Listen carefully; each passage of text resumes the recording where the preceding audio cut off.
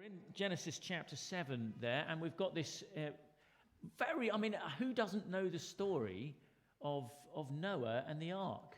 I mean, the story of the great flood. We saw last week, didn't we, that actually, almost every culture right across the world has some version of a great flood story, a myth or a legend.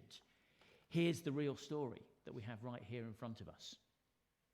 Now, I'm sure we're all familiar with the popular image that we get of the story of Noah. There it is. That's the story of Noah. Isn't it the cutesy ark with the obligatory giraffe has to always be sort of sticking his head up somewhere above everything? For some inexplicable reason, I don't know if you've ever thought about this, we have decided that this is the Bible story we want to tell our children. Now that's slightly perverse, actually, I would argue. It's not really a children's story we just had read to us. I'd go so far as to say that there might not be any story as distressing and devastating as this story in the whole of the Scriptures. It is absolutely dreadful. If you've got a problem with some of the things later on down the Bible, it's because you've forgotten this story. When one of our children, I won't name who, was in preschool, the teachers told this story. I mean, it wasn't particularly a Christian preschool, but they told this story to the class. They got out the big old picture book and they told the story to the class. And true to form, this little fella stuck his hand up. He wanted to know what happened to all the people that were not on the ark, miss? And that, he was told, was a question he should ask his parents when he got home. So I don't want to make light of this story, okay? It is a tragic episode, and in many ways, it's actually the stuff of nightmares, this story. Many misunderstandings, I think, about this story arise, and many sort of straw men are raised up, primarily because we take this story out of its context. Yeah, we forget what has come before it, what its background is. So I want to remind you, in the previous two talks, if you haven't listened to them, go and listen. The previous two talks, we've examined the portrait of the world in the days of Noah as it's presented to us in chapter 6 here. It's a world of corruption and of violence, where mankind has spiraled down and reached the bottom of that downward spiral into sin. Arguably worse even than the world is in its worst parts today. I mean, imagine that. And we've seen God expressing his intent then against that background to cleanse the earth of all creatures that have the breath of life in them. It will be a wiping clean, a new start. There's echoes actually of the first chapters, you remember? Even down to, did you notice we were reading a wind blowing across the water? What does that make you think of? You're coming back and seeing a new creation, as it were. The old world washed away and a new world being ushered in. It's that dramatic. Now, in the two chapters that we have in front of us this morning, then, I want you to see three crucially important things that haven't changed. Three things about God: his justice, his faithfulness, and his grace. That's what we're going to look at this morning. His justice, his faithfulness, and his grace. Now, Moses, who wrote this book, including the story that we've just had read to us, it's all written down by Moses. He wrote it down for the children of Israel. Now, Moses had a very personal encounter with the Lord, with God. It was on Mount Sinai after God had established his covenant with the nation. Perhaps you know the story. Let me remind you. You can turn over to it in Exodus chapters sort of like 31, 32, 33, 34, around there. Moses has been up the mountain, okay? The people are all gathered at Mount Sinai. It's been very dramatic. There's been earthquakes and fire and all sorts of stuff. It's been frightening. God has come down in the camp. And Moses is up the mountain and he's sort of in the presence of God. He's there receiving the 2 tablets of the Lord, inscribed, as we're told, on stone by the finger of God. God telling his people the conditions of the covenant under which they're going to live. It's big stuff. But meanwhile, down the mountain, you know what's going on, don't you? The people, because Moses has been gone a little while, they have managed to persuade Aaron the priest to make them a golden calf, to make them an idol to worship, because Moses has been away too long. And they're thinking, what's happened to him? And so Aaron makes it's dramatic. It's amazing to think, isn't it? Aaron, the high priest, as he will be, he makes the idol and he leads the people to worship it, making the claim, Israel, look, here are your gods that took you out of Egypt, that rescued you from Egypt. It's a shocking thing to say, isn't it? To credit to this lump of metal what God has done for his people. Now, long story short, Moses ends up having to plead with God not to destroy the people, because that is what they deserve for their grievous sin. And he's presented to us, get these echoes here, as a solitary faithful Israelite in an unfaithful generation. Echoes of Moses there again, isn't there? God has mercy on them as Moses requests. And then Moses makes another request. This is where I'm trying to lead us to. Another request. He asks that God will show him some of his glory. I want to see your glory, God. He really wants to know the God that he worships. And so the next morning, God hides Moses in the cleft of a rock, puts his hand over the mouth of this cave, and passes by Moses, allowing him only to get a glimpse of his back. I don't even know what this looks like, because God is not physical. But in some sense, God is allowed. So Moses is allowed to see a very toned down sight of God's glory. To see God's face would kill him outright. So he can see just a little bit of the glory of God from behind. And as God passes by, he declares, and I think this really is the glory of God, he declares his glory to Moses in the following words. You want to see my glory? Listen to my glory, says God. These are words that describe something of the essential character of God. They're in Exodus chapter 34. The Lord, Yahweh, Yahweh, the covenant name of God. The compassionate and gracious God, slow to anger, abounding in love and faithfulness, maintaining love to thousands, and forgiving wickedness, rebellion, and sin. Hallelujah! Yet, he does not leave the guilty unpunished. See, this is the unchanging character of God. Gracious, faithful, and just. As true in the days of Moses as it was in the days of Noah. So with that in mind then, let's look at Genesis chapter 7 to 8. And first of all then, see the justice of God. See the justice of God.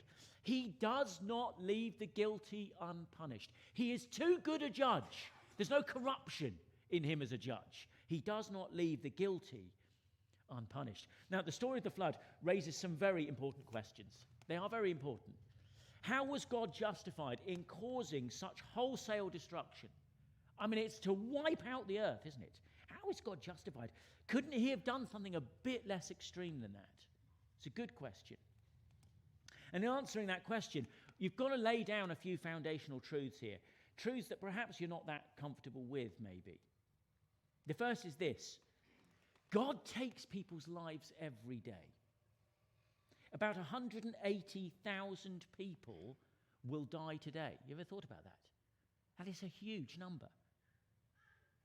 And in every case, it will be God's will that they die. In every case. He gives, he takes away. That is the sovereign Lord, the Creator. Sustains our lives.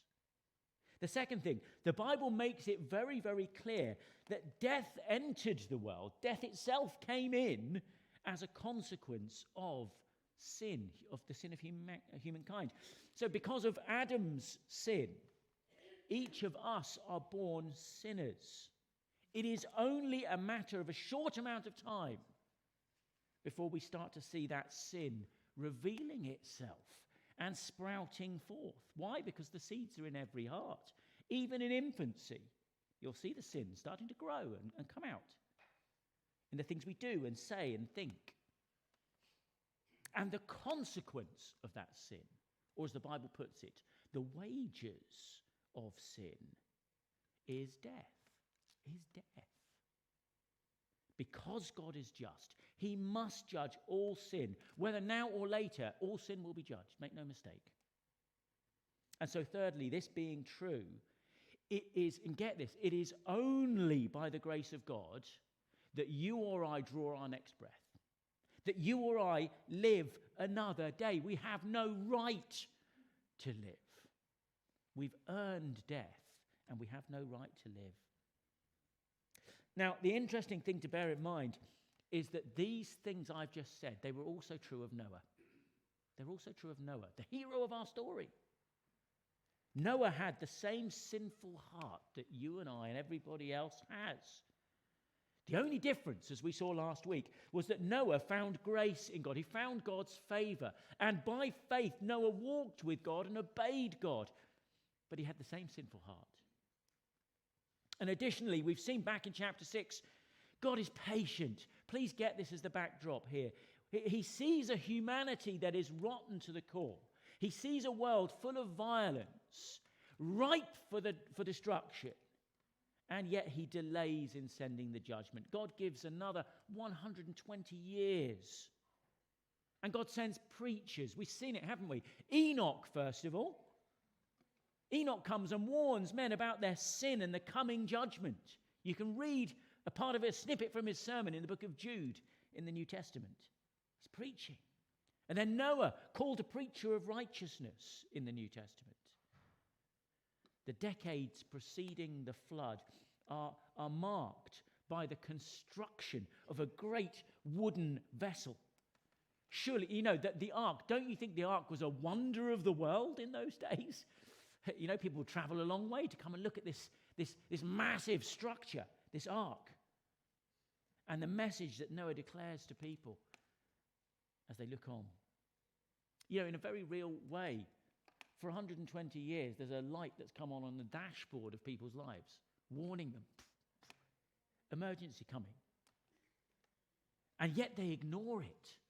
They ignore it and carry on regardless. And then comes the day when Noah downs tools. I mean, picture what it's like. The ark is complete. The valleys no longer echo with the sound of sawing and hammering and woodwork. It's the calm before the storm. Look at verse 1 of chapter 7. The Lord then said to Noah, "Go into the ark, you and your whole family, because I found you righteous in this generation." And so following God's instructions to the letter with everything that follows in this, Noah loads 2 of every unclean animal and 7 of every clean animal into the ark. And it's a task that seems to take him about 7 days to do it.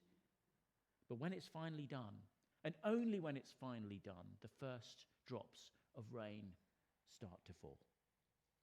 Verse 11, in the 600th year of Noah's life, on the 17th day of the 2nd month, on that day, all the springs of the great deep burst forth, and the floodgates of the heavens were opened, and rain fell on the earth 40 days and 40 nights.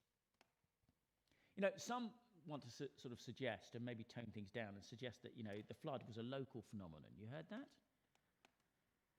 Now, does that, if you'll pardon the pun, does that hold any water, that theory?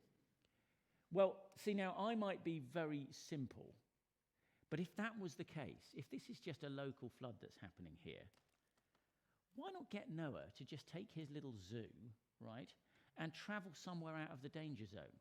He's got 120 years to do it. Do you not think that would be more sensible than building an ark? And that's just me being simple, I think.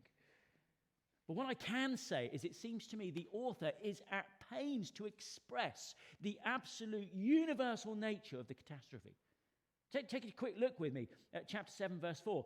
God says, 7 days from now I'll send rain on the earth for 40 days and 40 nights, and I will wipe from the face of the earth every living creature I have made.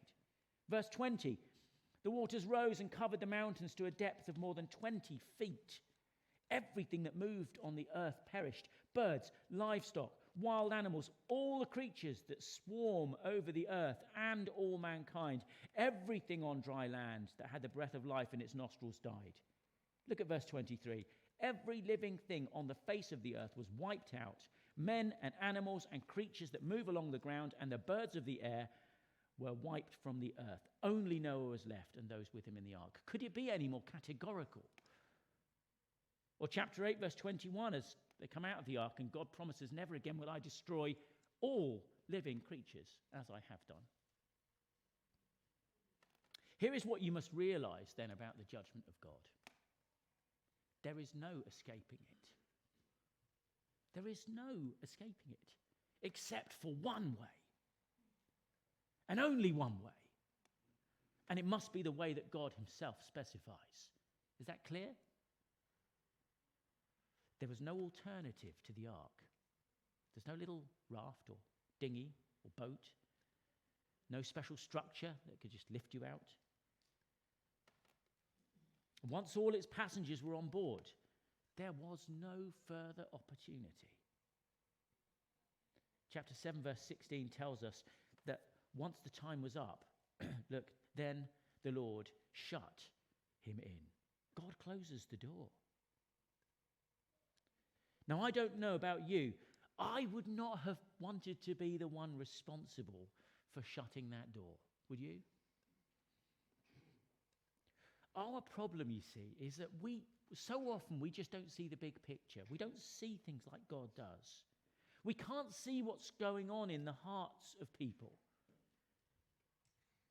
We're blinded by our emotions so often. If it had been Noah's job to shut that door, I wonder if he could have brought himself to do it.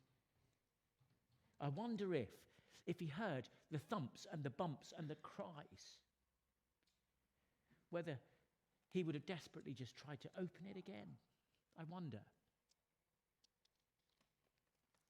But God, and please be clear on this, having demonstrated his mercy, his patience, having provided a way of escape only to have it rejected, God has set a day.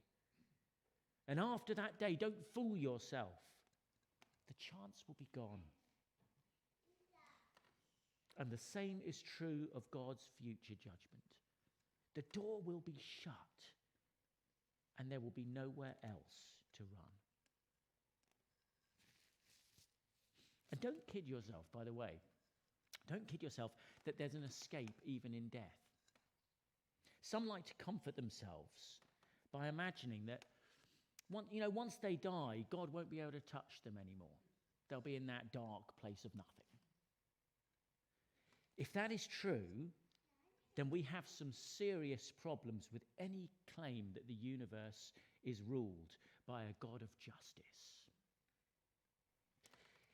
Hitler thinks he can murder his way through millions of Jews and blacks and gypsies and disabled people and then escape justice by just ending his life quickly with a bullet.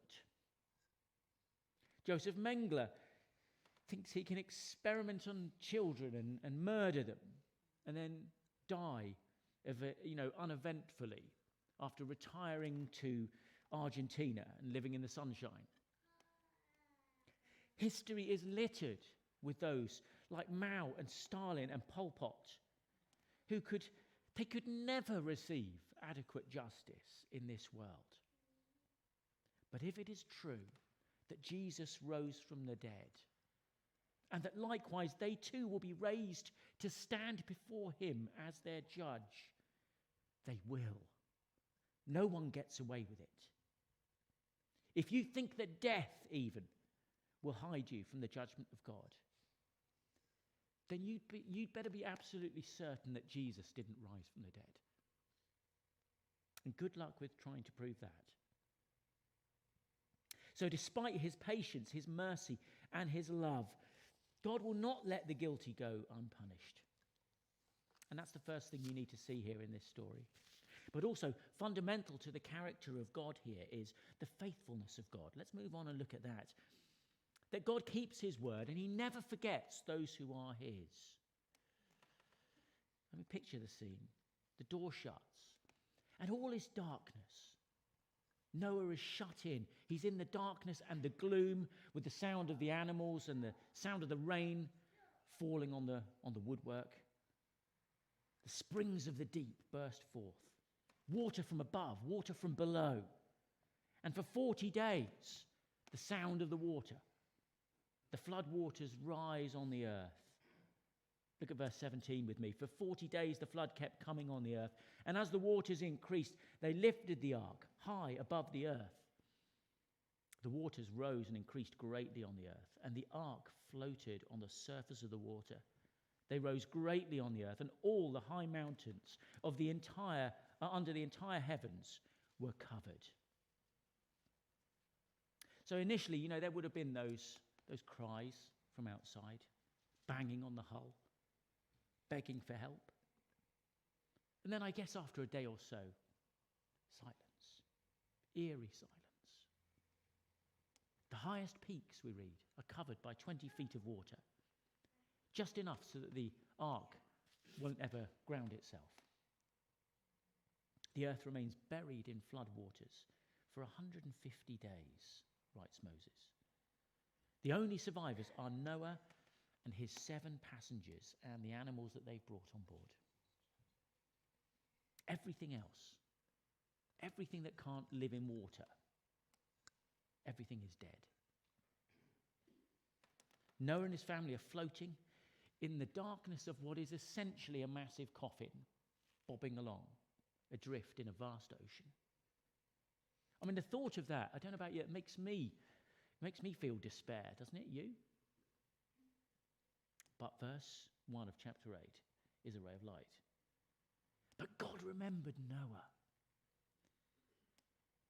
and all the wild animals and the livestock that were with him in the ark. God remembered Noah. Do you see? God had not forgotten this man who had walked with him, who he had made a covenant with. This was God's promise. Have a look back at chapter 6, verse 18. Just flick over and have a look at that. It's a little detail you can miss. Chapter 6, verse 18, God says, I will establish my covenant with you, and you will enter the ark, your sons and your daughters, your wife, and your sons' wives with you. We've seen that the justice of God is absolute, do you see? The justice of God is watertight. No one escapes the justice of God. But the same is true of his faithfulness. The same is true. When God makes a promise, nothing in the whole of creation can make him break that promise. God is faithful. So by faith, then, Noah can rest. Noah can have peace, even in the midst of what must have been the most frightening situation he's ever encountered. Something that would drive a normal person to absolute despair. Noah can rest. This too is an absolutely unchanging constant, you see, in the essence of God, his faithfulness. Look, just because I have a mug that says, I have a couple of mugs, World's Best Dad, right? And World's Best Teacher, doesn't make it true. I'm not going to take those mugs with me into a job interview so that I can answer the question, why should we give you the job? Well, look, it says it here. Look. Those kind of mugs, you've seen them, haven't you? They are just lovely sentiment. They're just sentimental, aren't they? They're not true. But when Jesus himself gives his unfailing word of promise, when he says something and makes a statement, well, you can trust it. Have a look at some of these. John 6, whoever comes to me, I will never drive away. I am the resurrection and the life. He who believes in me will live even though he dies, and whoever lives and believes in me will never die. Come to me, all you who are weary and burdened, and I will give you rest. Those are not just words of sentiment, are they? Those are words you can bank on. Those are words that will stand firm even in the day of judgment. Lord, I came to you. I believe in you. I am trusting you. He will be faithful. He will honor those words. God will never forget his people. He cares deeply about us, even overseeing all the minutiae of our lives, because he is faithful right down to his core, and his words cannot fail. Now, maybe some of you need to be reminded of that today, that however bleak your situation may be, however shut in you feel and trapped in the gloom, God has not forgotten you. He cannot forget his children. So keep holding firm to the word of his promise, utterly reliable. Look at chapter 8, verse 3. The waters receded steadily from the earth. At the end of 150 days, the water had gone down. And on the 17th day of the 7th month, the ark came to rest on the mountains of Ararat. I mean, what a relief. When they finally, they're sitting in there and they feel the hull rubbing against the ground. Finally, the ark is coming to rest. God has not forgotten them. Noah is served by a raven and a dove. They help him to assess the situation, what's going on outside the ark. And I imagine there was great celebration, don't you, when the dove finally returns with a leaf in its beak. And they know that there's life. It's more than 200 days from when the waters start to go down until the point when Noah and his family can disembark and step out onto dry ground. So long in that tomb. And what happens next is quite startling. We mustn't miss this. Let's have a look at the end of chapter 8 from verse 20. And I want you to see finally here the grace of God. The only way that mankind can be saved. Verse 20, then Noah built an altar to the Lord, and taking some of all the clean animals and clean birds, he sacrificed burnt offerings on it. The Lord smelled that pleasing aroma and said in his heart, never again will I curse the ground because of man, even though every inclination of his heart is evil from childhood. And never again will I destroy all living creatures as I have done. As long as the earth endures, seed time and harvest, cold and heat, summer and winter, day and night will never cease. All the animals that exist on the earth are on board the ark. You got that, right? They're all on the ark with Noah. But that doesn't stop him from taking from some of that precious commodity. Has this ever struck you as odd? Noah's first order of business is to build an altar to Yahweh, his God. And upon that altar, he sacrifices these precious animals. Animal after animal. The blood flows. The flesh is burned. Because Noah has realized something quite profound. Those who got on the ark were every bit as much sinners as those who did not. The wrath of God has fallen on every sinner with the breath of life in their lungs, but not on Noah and his family. The startling thing is, at least it seems to me, that God's wrath is not satisfied.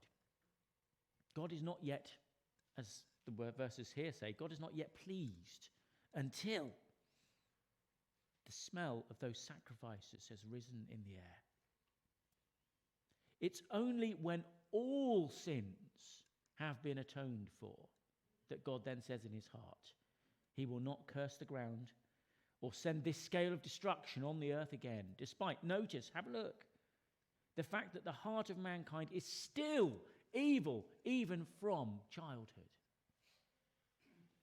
These animals have taken the place of Noah and his family. But how can that be? Of course, an animal can never actually take the place of a sinner.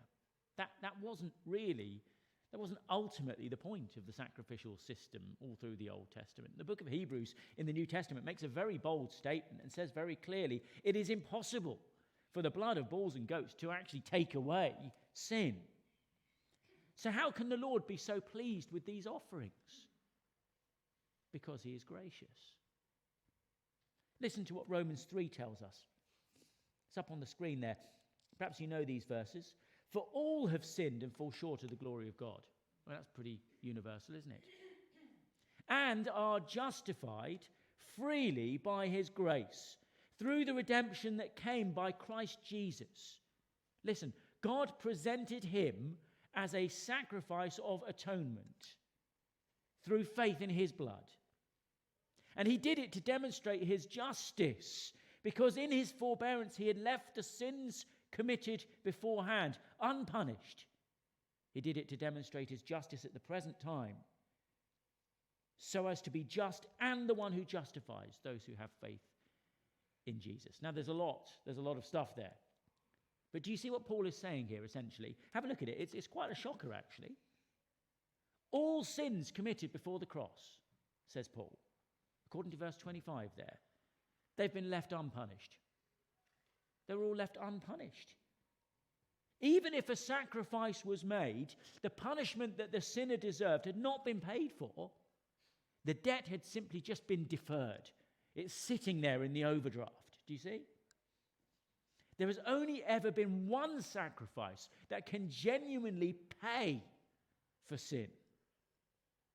And verse 25 tells us that was the sacrifice that God presented, his very own Son, Jesus Christ.